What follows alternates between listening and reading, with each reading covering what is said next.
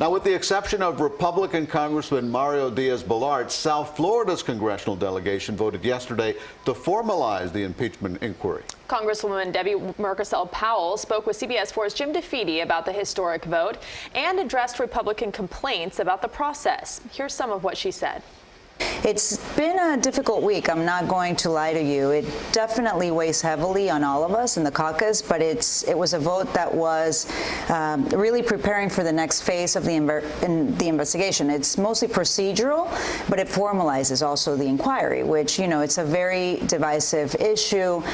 For me, I have seen this as something that we needed to do to get to the truth. I think it's going to be important to have these public hearings. I think that it will lay to rest any doubt by my Republican colleagues or the White House that they're not allowed to process under these rules. They will be able to question witnesses. The White House will be able to have their White House counsel come and also ask questions of the witnesses.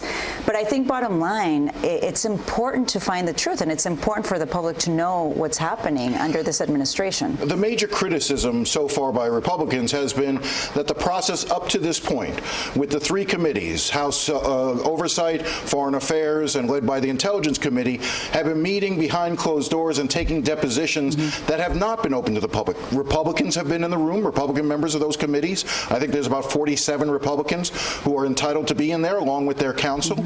But the public doesn't really see that. And the public hasn't seen the transcripts yet. And so as a result, they're saying that the process is sort of being hidden from the public.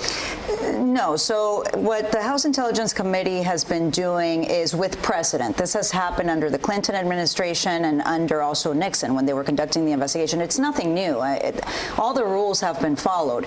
That's just for them an excuse because they really can't defend the president.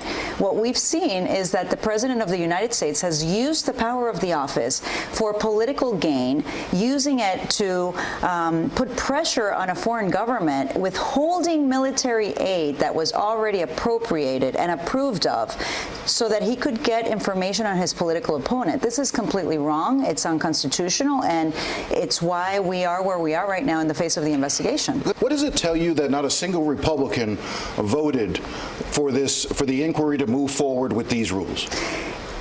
For me, it's interesting. I've been thinking a lot about it, Jim, and as I was flying back home, what I'm seeing is that my Republican colleagues are intently protecting the president, and they're not thinking about their constituents. They're not thinking about the future of our democracy. They are not conducting themselves in a way that's transparent.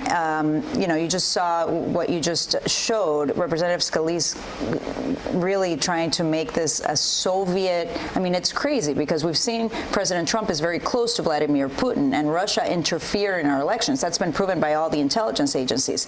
So I wonder why there's not one Republican right now in the House of Representatives that wants to know the truth and that wants to have a fair and just process. Again, this was a procedural vote, so they are intent on protecting this president regardless of what's in the evidence.